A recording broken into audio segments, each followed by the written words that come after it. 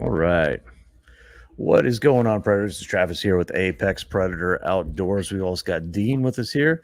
And in just a few minutes, we're going to have Wade Skeen with Skeen Hunt Dogs and Outfitters. We're going to jump in here with us, and we're going to talk a little bit about hunting in Kansas, about waterfowl, about training dogs, about all of this kind of stuff. So stay tuned with us as we jump in here to that. But first, we're going to talk a little bit just between Dean and I about his experience out there at Skeen and how everything went. So Dean, Mr. Lung Crush 53, what's going on, brother? Yeah, I'm excited to have Wade on. Oh, Yeah,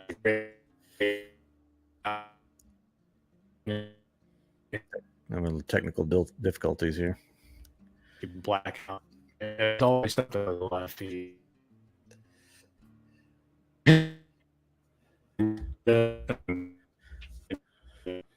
A couple different routes you can go. You can either stay there in their, I call it class, where you can rent your own hotel if you'd like. But if you know, Hang on, dude. I can break it up there a little bit.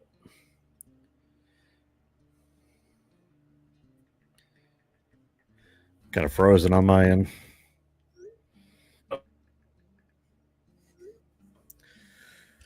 So yeah, we've like I said, I've only been out like I said with Dean the one time. They're doing some waterfowl hunting in southern Louisiana there. So it's been this whole thing's been a new experience for me. But Dean has been hunting and shooting waterfowl for 20, 30 years. Is that right, Dean? yeah, Can you hear me? yeah, it's been a long time.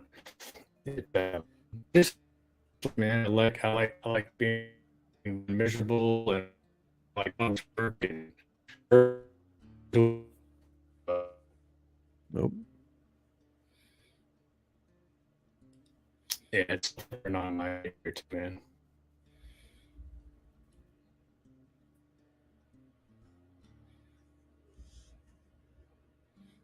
Yep. I think we lost Dean again here. Oh, okay. Oh, I can hear you, but you're frozen, and that's how it always does. You sound like a robot, like from the 1980s, and like Yeah, so we tell got it. take your phone off her Wi-Fi. Yeah, I did. I just did it. I just turned everything off. The if that hopefully that helps a little bit. I turned all everything else off too. Let's see. I think we got Wade here. Let's jump on with Wade here. Hey, what's going on, Wade? You able to hear us? All right, I can hear you. Can you hear me? Yes, sir. Yeah. So we had a little bit of technical difficulties on Dean's side. I think, like I said, his Wi-Fi's dropping out. But how you doing today, man? I am good. I pulled the time change. Oops, and I was looking at the clock in my truck, thinking I had an hour until it was time to record, and then I was on the phone with my brother, and he said, "Hey, you might want to jump on that podcast. It's 3:57." And I was like, "Well, I guess I should have updated the clock in my truck." So I'm sitting out by my barn. I was about to just drop a trailer off of my truck. I was like, "Oh crap, let me jump in here real quick." So here I am. Oh man, it was good to talk to you. Like I say, I know Dean come out there with you and done some hunting this year, and he showed me all the pictures. Man, I wish I could have come out there. I ended up having to some work commitments and stuff like that. But let's see. Come on back, Dean. Where'd you go? Anyways, but yeah, man, like I say, we just so if you want to, just tell people a little bit about yourself, about your company, and what all you guys do. Absolutely. So I'm Wade Skeen, originally from Grenada, Mississippi. That's actually what I'm doing today is getting ready to drive down there tomorrow morning for turkey opener down there. But got stationed up here in Kansas in the Air Force about 11 years ago, and really liked it so much I decided that I wasn't going to leave here. And as I got closer to retirement time, had a buddy of mine bring up start my own outfit out here and taking people duck hunting, and then training dogs in the spring and the summertime. And I kind of like that idea. And as as time got closer and I started seeing if that was like a realistic option, I did a little guiding part time for other people and did it on my own a little bit while I was still in the Air Force, and really enjoyed it even more than just hunting, not guiding. So decided to retire from the Air Force and start guiding full time and kind of going. We just finished up our third season, month and a half ago, and went really well, and kind of enjoying it and living the dream, honestly. That's awesome, man. It's kind of a aspiration of mine too, is to kind of become self-sufficient as far as being outdoors and being in the hunting industry as well. And that's that's a big leap to take, man. So whenever you started doing this, like you say, you said, like, let me start this off. What was your process there? I mean, you just like start to advertise yourself, started taking out friends, or how'd you get into that? Yeah, I had already kind of developed some relationships with people for 4 or 5 years before I retired from the Air Force. I had people that I knew through social media, whether it was dogs or talking about duck hunt, things like that, would reach out and ask to come out here and hunt. And most of the time when they did, I told them yeah, and I kind of was guiding even before I was guiding, because I was always taking somebody out.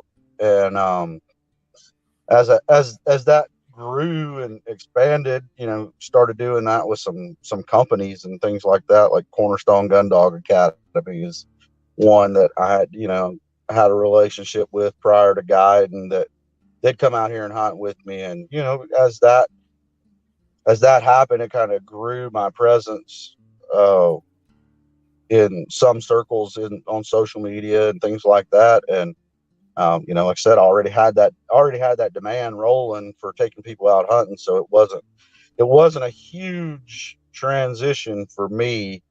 And I'd already taken people out part time anyway, so it wasn't too big of a transition for me when it came that time. And I don't think it caught very many people by surprise that already knew me when Yeah, I decided to go that route. that's good, man. So, like, say you started training dogs. My one question is, because like I say, and you can't just use any dog for it, right? You got to have. I'm sure there's like certain breeds and things. And if you're really, really good, you could probably train a Chihuahua to go do some of what you need to do. But uh, that's one thing that's been curious. I've really been curious about is like, how do you select the dog? Do you have to select by temperament, by breed? What are your kind of, whenever you're training a dog to do waterfowl and upland bird hunting? What do you look for? Well, I mean, there's two different schools of thought on that. So first school of thought is get a breed specific to what you do most. Okay, so like if you're gonna waterfowl hunt 45 days out of the year, and you're only gonna you know upland hunt 5 times, get a dog that's more suited for retrieving, that's going to be able to deal with that cold water and those conditions. So get you a lab, get you a Chesapeake Bay Retriever, something like that. If you're going to do primarily upland hunting and you're only going to waterfowl hunt a few days a year, then get you a pointer, get you a short hair or a wire hair, or whatever your flavor of pointer is. Um, if you're somebody that you think you're really going to do it a lot, but it's going to be a good mix of the two. My two recommendations on that are either go with a lab. I really like British labs for upland hunting because they're kind of slow and methodical anyway. Mhm. Or the other option is a wire hair, drought har, whichever route you want to go in that scenario. They seem to be the best suited pointer for waterfowl hunting.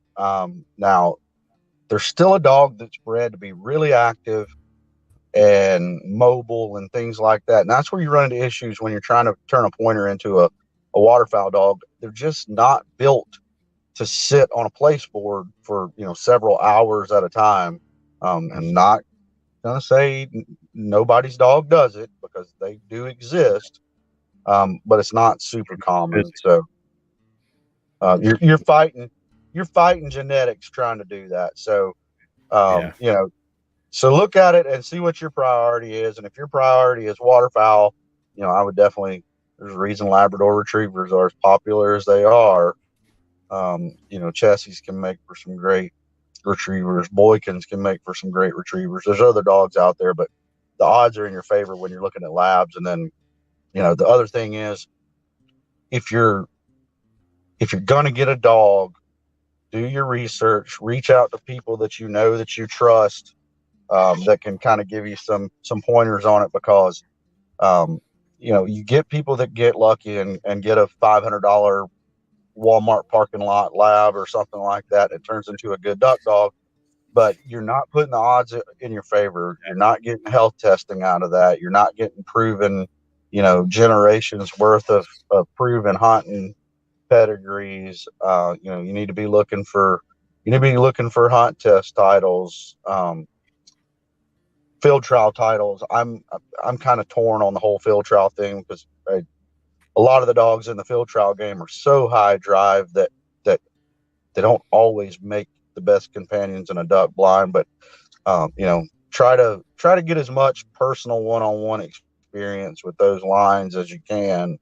I'm a big fan of British dogs for my personal dogs, just because they tend to be a little bit calmer around the house and in the truck, and you know, sitting still and quiet in the duck blind. And, you know, not to say there's not some American field trial lines out there that do a good job of that, because there are, they do exist. But as a person that's just buying one dog, you need to do everything you can to put the odds in your favor that one dog's going to do what you need it to do.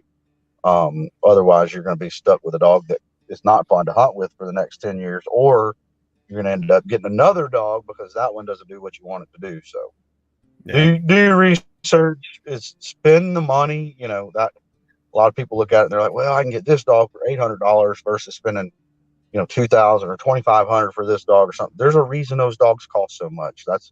Those breeders are putting years and years and years of breeding expertise into that. And, you know, you're probably going to get the odds in your favor a lot better when you look at those high end breeders like that.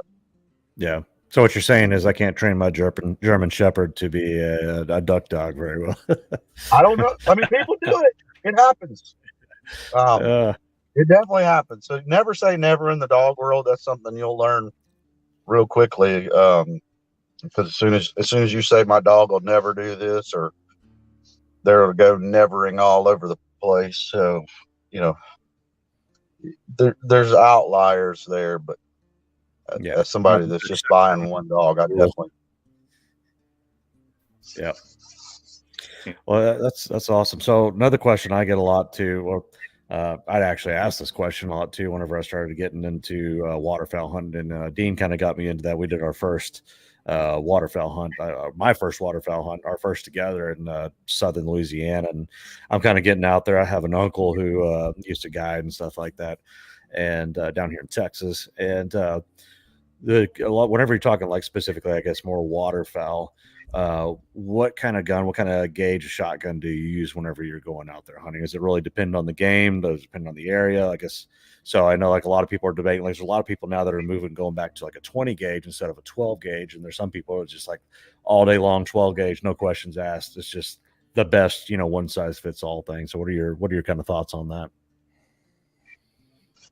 Man, I've become a big fan of the 20 gauges. I shot a 12 gauge for 30 years from the time, maybe not 30, maybe 25. But with today's ammo and it being so good, I have really got where I love shooting a 20 gauge.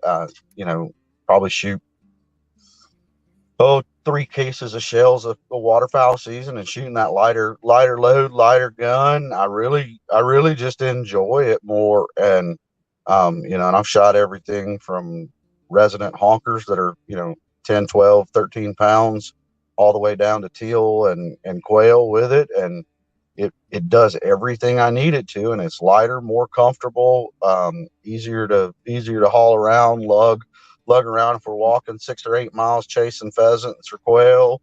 I'm a big fan of it. I shoot a A300 Beretta. Ultima in 20 gauge, and it does everything I need it to do. Yeah, I was really shocked. I've got 2 shotguns right now. Neither of them are really ideal for any of this, but it's just stuff I either inherited it or something I bought. I had a buddy of mine that had this old shotgun. It's a 20 gauge Maverick 88. You know, and I did my first duck hunting with that, and I was like, dude, this is like the greatest thing to be able to say that, like, you know, you don't need this top dollar, most expensive thing, like a 20 gauge. This thing's like $150 shotgun, $200 shotgun brand.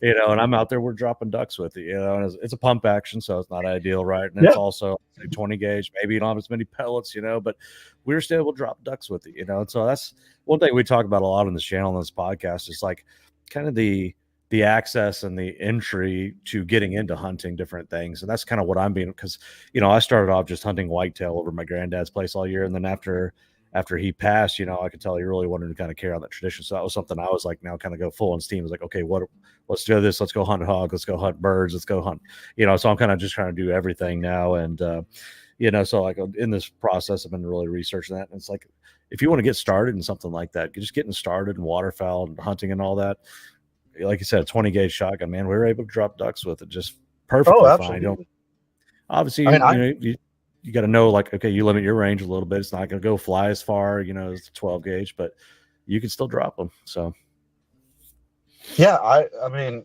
and really, all you're losing when you go from a 20 gauge or a 12 gauge down to a 20 gauge, all you're losing is number of pellets. That pellet's hitting with the same impact that a 12 gauge would. It's shooting the same speed that a 12 gauge would.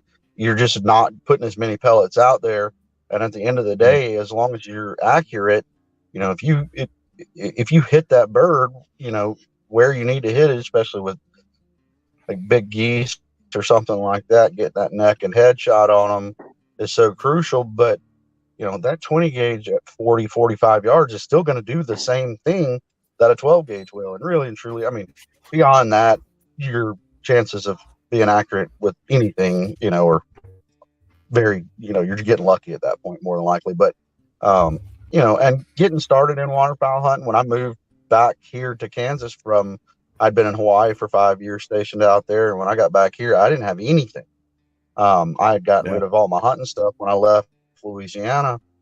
And so I started from scratch. And, you know, to go out duck hunting, man, go get an 870, get you a pair of, you know, cheaper in waders and a couple of dozen, you know, duck floaters.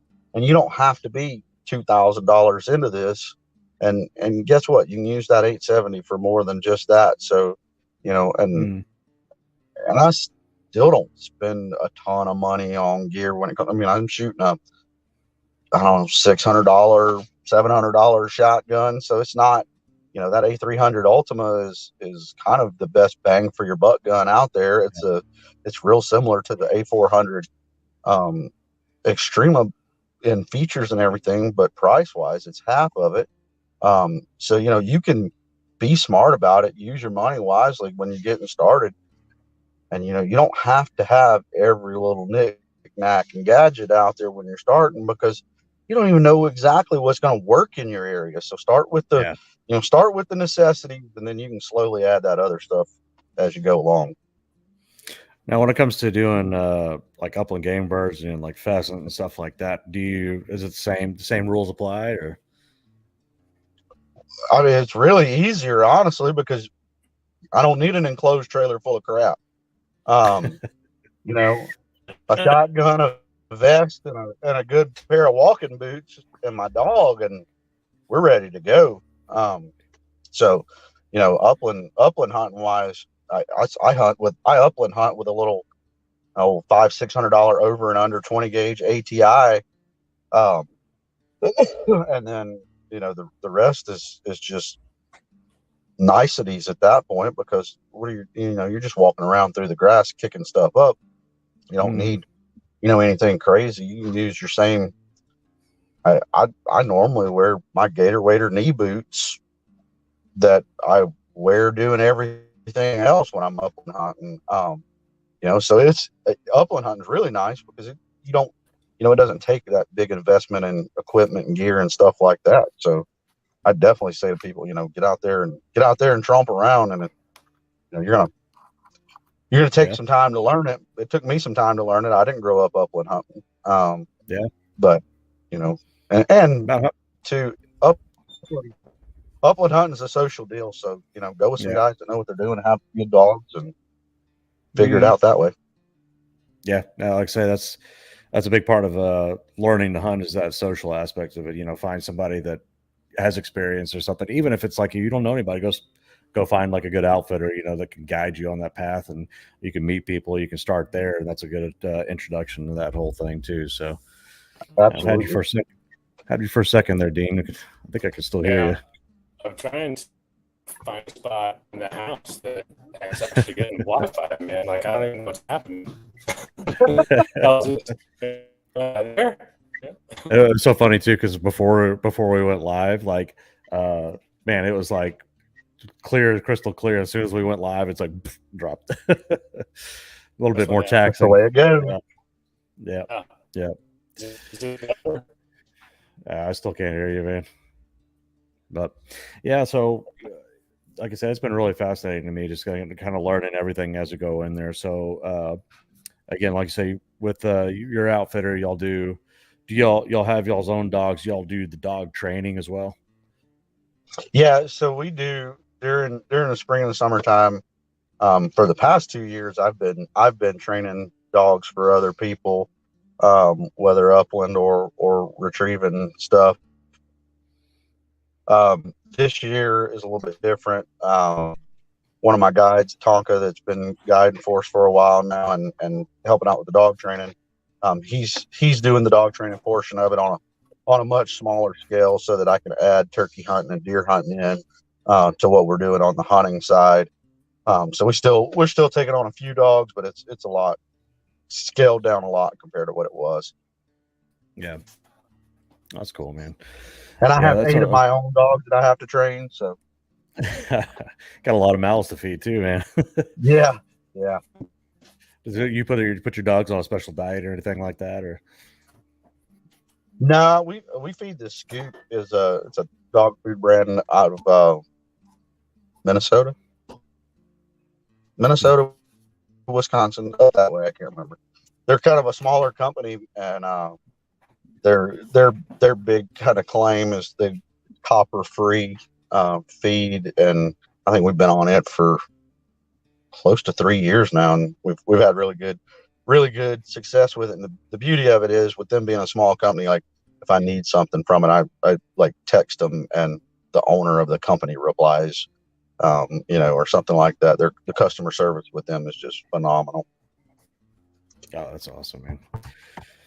So talk a little bit about, like I say, have you always been hunting in Kansas? Did you start off anywhere? You always been right there? Or talk a little bit about the Kansas hunting scene. What kind of birds y'all see and all that? Yeah, so I grew up bow hunting in Mississippi primarily. That's where I lived there the first 17 years of my life, and then joined the Air Force when I was 17, and didn't get to Kansas until 2012. And I kind of came here. I had a little bit of choice in where I was going with the Air Force, and Kansas was on the list. And I came here primarily wanting to deer hunt, because at that point in time, waterfowling in Kansas wasn't really something that got talked about very much. And I've always bow hunted deer growing up and everything, so I was pretty excited about that. And I got out here and had a really good friend that kind of took me under his wing that I was stationed with here on base, and he kind of showed me the ropes and of the local area, and we started waterfowling around Thanksgiving that first year after we were done bow hunting. And I've always loved waterfowling, but I'd never lived somewhere where it was so readily available and also good. Because I'm in the public land here, you can literally walk in with a gun, a blind bag, and a couple dozen decoys, and go kill ducks without having to spend 20 grand on a boat, or a really expensive lease or something like that. So that was something new to me. And when I started doing that, I was like, man, I really, waterfowling kind of took over everything else in my mind, and I just really quit deer hunting at that point, and I still turkey hunted during the spring, but I just became so infatuated with the waterfowl, because you can, like, our teal season starts around September 10th here.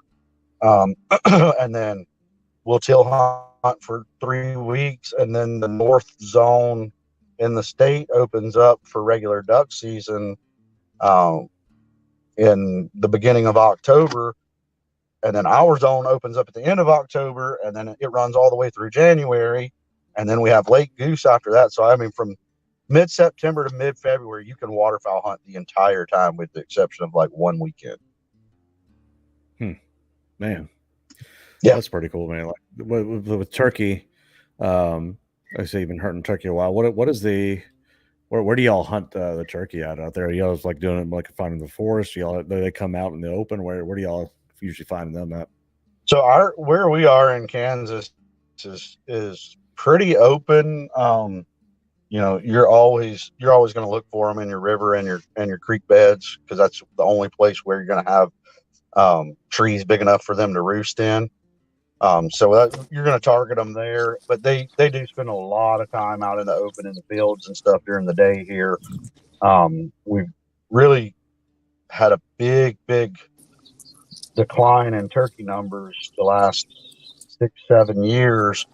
Luckily, within the last 2 years, in my area of Kansas, at least, we've seen a pretty good pickup of numbers, and we're getting back to pretty good sized flocks now. But turkey hunting out here it's a lot more open than what a lot of people are used to. So you can do a lot of spot and stalk and kind of maneuver on them using terrain and things like that. But you can see them from a long way off typically.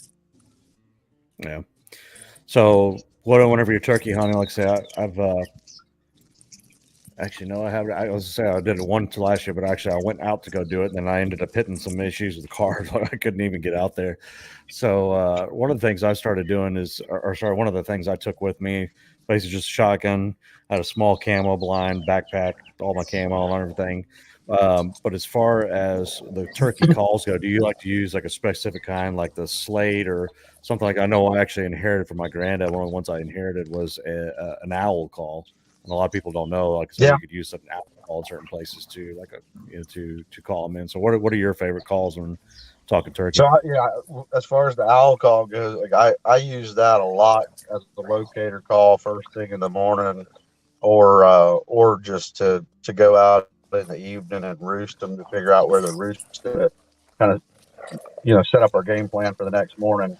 I use a diaphragm mouth call, probably. Hey, Billy Goat. Like 70% of the time, I'm using a mouth call, and then I'll use a slate call, a pot call, slate call. That's kind of my finishing call, because a lot of times, you can purr really well and real soft clucks and yelps on it to kind of get the birds to finish. And then I'll use a box call a little bit, but I just about only use it on like really windy days where you've got to really holler at them to locate birds from a long way off, or if they're out in the middle of a field and it's super windy and I need to cut real loud on it and kind of get them fired up, I'll use that. But primarily, I'm going to use that mouth call and that slate call more than anything. Yeah. That's one thing I have a problem with, is the reed calls, is because I can't put anything in my mouth. I have like the worst gag reflex known to humans. So I'm like, I was like that for a long time too. Yeah. I was like that for years. Like, it gave me a lot of trouble. I quit smoking and it got a lot better. But that was a big issue I always had too. But I don't know. I like them a lot just because I don't have to move to use them. So if I've got birds close by, that's my big thing with them. And I guess I probably grew up using them more than anything else, so I'm just comfortable with them. But yeah, the whole gag reflex thing, I can't use. I have to be. There's a certain kind of them that I have to use that are a little bit smaller and a little more flexible, or otherwise I'll gag on them too. Dean, we can hear you now. We can hear you go too, man. Oh, thank God! So I'm actually outside, and my Frank and Beans are beating me up at the moment. So I'm glad I'm finally on here though. So, but I've heard the whole conversation. That's good, man. We've got you at about like 6 frames per second, but hey, we've got you on, man. So I'm glad you're asking all these great questions. Yeah, I was I had opportunity to come up and hunt with Wade, and so one of the things I did want to let everybody listening is that if you get a chance, you got to go up and hunt with them. That outfitting, people cook, like you can talk a little bit about what you offer guys to come up, because I can just speak for myself and say we had just a blast with everybody that went up there, but kind of everybody about that, what you get when you come up and hunt with you guys. Yeah, so first off, thank you. I'm glad you had such a good time. I know we had. Can you hear me? I think we had. Yeah. Yep. Yeah, we had some decent hunting while you were here, but I think we were kind of going through a little bit of a tough patch when you were here. But we killed some birds, but it wasn't not lights out. But yeah, we do. We got a really nice lodge that we've been lucky to get our hands on, and we got a dedicated cook in there. I never can decide if I should call him a chef or a cook, but he's pretty good. And we're gonna eat good when you're here. It's gonna be steaks and pork tenderloin and stuff like that. So, even if the hunting's not the greatest those days, we're still gonna have a good time. We actually had a good time, and the other thing too is for people out there, hunting out of the ground, you guys with the geese. Do you recommend setting up your decoys the same as you would on water and land? You kind of obviously the wind has something to do with it, but approach your setup a little bit differently. Yeah, I mean the main difference between your setup on water and land is size a lot of times. Whereas you can, like when you were out here, I think we set up some full bodies on the mud flat and maybe some silhouettes from dive bomb or something like that, and then our 5 to 7 dozen floaters out there. Whereas if you're hunting a dry field, especially for lesser Canadas like most of us are seeing these days, you're going to need 40, 50 dozen decoys just to be relevant, and really probably need more than that to do really well. But so size of the spread is a big factor when you're on the water versus the field. I even on the water, I mean, I still want to throw as many decoys as we can. I've never left a hunt and said, "Oh man, if we wouldn't have put so many decoys out, we probably would have killed more birds." But I've left a bunch of hunts going, "Yeah, if we'd have had a bigger spread, we'd have probably done better today." So I'm gonna put out about as many decoys as I feel like is even remotely sane. You got to make sure the ducks know that the party's hot, man. And yeah, well, especially here, we have a lot of traffic. And we're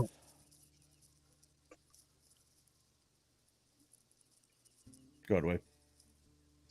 We traffic a lot of birds in between the roost and the feed on loaf ponds and stuff. So, the more blocks we can get down there to catch their eye, and the more movement we can get in the spread and stuff like that, we're always going to opt for that. Because even if you're on the X and you're right where the birds want to be, there's nothing wrong with getting the attention of all the other birds that are just passing by either. So, yeah. You use a lot of dinos and stuff. I can attest to the whole.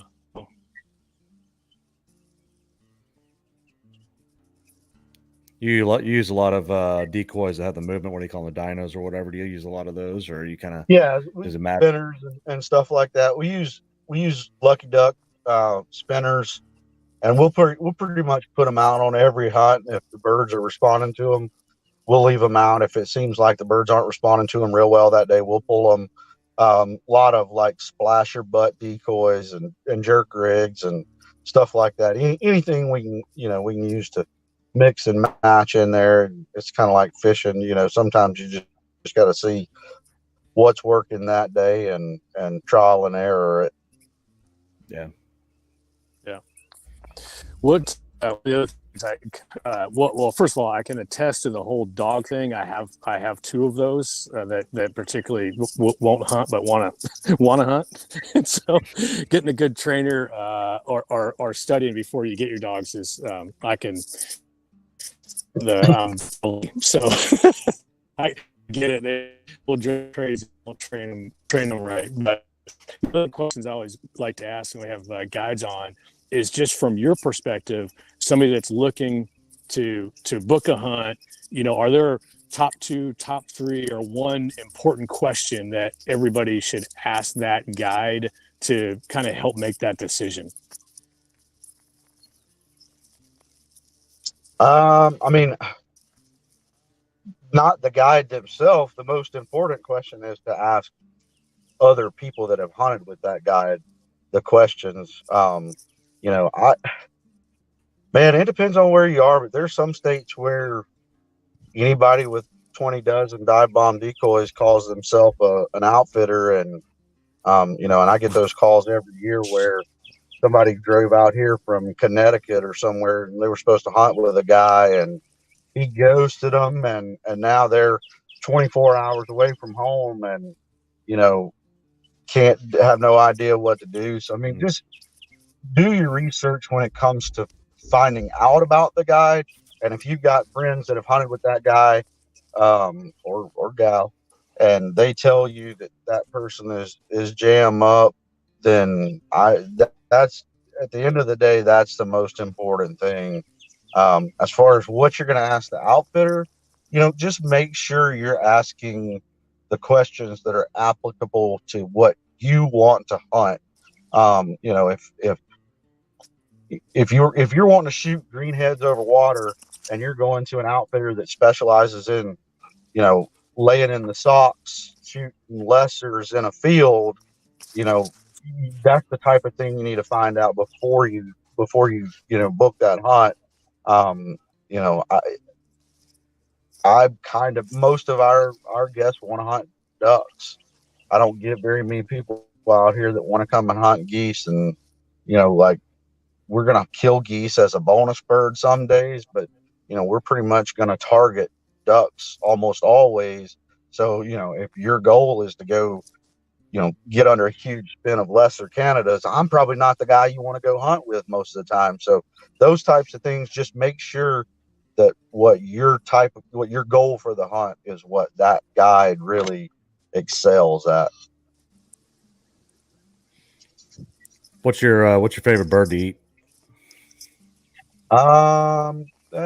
Teal. I mean, as far as ducks go, teal and wood ducks are my two favorite, but I mean, mallard, gadwall, widgeon, pintail, all the puddlers are pretty good. I mean, it's all about preparation. Yeah. Got to cook it right, man.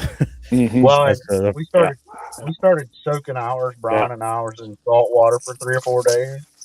And it draws all that oxygen rich blood out of it, and that gets rid of a lot of that iron liver flavor to it.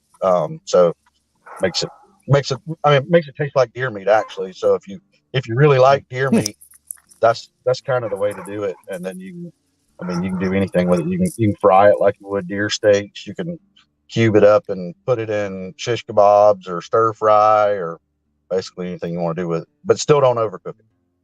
Yeah, exactly. And that's, like I said before, about 2 years ago, the only time I'd ever eaten duck was my granddad made, he's from Arkansas, and he made a turducken, and it was just like, it's like you can't cook all those birds in the same way. It's like the duck needs to be cooked like a steak, but then the turkey needs to be cooked different from the chicken anyways. So it was just awful. I thought, man, like, why would anybody ever eat duck, right? And then once I've been working this job, I'm working now in healthcare, I go out to Salt Lake City a lot, because that's where our headquarters is. And one time I was out there, I had my whole per diem allowance in front of me. So I was like, I'm going to go sit down and have a nice steak or something. I sat down at the steakhouse, and they had a duck breast on there. I was like, you know what? I bet you if anybody knows how to cook duck right, it's this probably fancy steakhouse. And oh my God, it came out on the plate, and it almost like threw me off guard, because I remember the rubber looking thing that I ate the last time. And then here's this, like, it looks like a medium rare steak on my plate. I'm like, holy crap. I was like, do Well, I just eat it, or is this undercooked? I was like, let's just eat it. And I was like, oh my god, I was blown away by how good it tasted. So it's a funny experience. and farm ducks and wild ducks aren't going to be the same either, just because of their diet and Yeah, you'll have more fat on a farm duck, stuff like that. But I mean, that's another thing that a lot of people kind of miss out on too. If you pluck your ducks and leave that skin side fat on there on the breast, that can add a lot of moisture and keep it in there and keep it from drying out on you too bad as well. So that's another. I mean, there's a lot of, if you have somebody that knows how to cook and is willing to put the time into it, excuse me, you can. I mean, duck can be fantastic. It takes its own style of preparation. yeah. I've been meaning to buy that meat eater cookbook because, like I say, there's like a whole bunch of great, specifically wild game recipes in there. Because, like I said, The the two farm best ducks. goose, yeah, the two best goose recipes I've ever had in my entire life both come from that meat eater book. One is the goose Reuben sandwiches, Ooh, and then the other one is goose pastrami. Um, mm. and goose pastrami is so good. It's not like one of those things you eat it and go, "Oh man, this is great for goose." No, it's just good. Yeah, that's awesome, man. I did a recipe out of there one time. It was me and Dean had shot some wild pigs here in Texas, and I looked up a recipe on there, and it was an apple cinnamon braised wild hog recipe. And dude, it was freaking amazing. It was like I felt like a fancy chef, like deglazing my pan with freaking whiskey and brandy, But man, it came out. It was so good, Yeah. That. Well, meat not eater only book that, he's out is there good. picking those little. He was out there picking the little blue seeds off of these pine trees, and I'm like, "What are you doing?" He's like, juniper, "Oh, dude, juniper berries. we're gonna mash these down." Yeah, juniper. Yeah, that's gonna be our pepper for this. It's like, great, I'm in. I don't know what's gonna happen, but we gotta try it. Yeah, we've got some little bayous in the back of my neighborhood here too, and those bayous, there's a bunch of it's a weird thing, wild garlic growing out there. It's like a flower that grows up, and it's got like a star-shaped flower on the top that's just all garlic. And like I picked it up, I was like, dude, no way, it's just wild garlic. And so I was like, I love the idea of getting those like wild ingredients into the recipe as well too. So yeah, I've never had wild garlic before, but it's good. Yeah, like I say, I'm about to try it this year. So, but yeah, I got that. And like I said, the juniper berries. Actually, I got the juniper berries from a recipe from Gordon Ramsay. I was watching a thing where I was looking up a recipe for venison. I was like, because venison's all right, but it's definitely not on my top tier list of meats that I'd go out looking for. But I saw that Gordon Ramsay, the way he cooked it, and one of the things he did is, he basically dried juniper berries and almost used it as like a kind of like a pepper-like seasoning inside his venison recipe, and it came out. And he said it was really good. I was like, hey, shit! I got on my dad's property in Central Texas. We got, juniper berries out the asshole. There's just so many of them, you can't get rid of them. But yeah, I got several baggies full of those juniper berries, and like I said, I need to use those again this year. I gotta look for some now. And I've never tried to use those.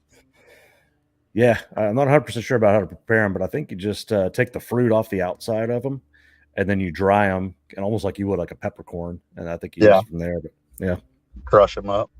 Yeah, try it out. I can't I like to cook. I just never have time to like do it right, so I end up not cooking very often. But but I like to eat. Yeah, a lot. Yeah, that's my problem is trying to get the family to eat as well. So my whole family is pretty like okay with wild game, so that's never as long as it's cooked pretty well, they don't turn their nose up to it. Everybody at my house likes deer meat. I can, if I do it right and cook duck the right way, they're pretty happy with duck. And then we all love crappie and fish fillets. So nice. Yeah, Dean, I think you had a question a second ago. So yeah, and then the other. Oh, I know. I was actually going to say the other thing. Pro tip is when you go on any hunt, make sure you have different different sleeves for your guns. You know, that was one of the funniest things that's ever happened to me. When Wade called, we were 5 hours away, and we had swapped out shotguns with somebody else. And so I told Wayne, I said, he can go ahead and use it. I got no problem. But if he sends one round through, he's got to send it back to me clean. Yeah, if you're going on a hunting trip, tie an orange ribbon or something on the handle of your gun case.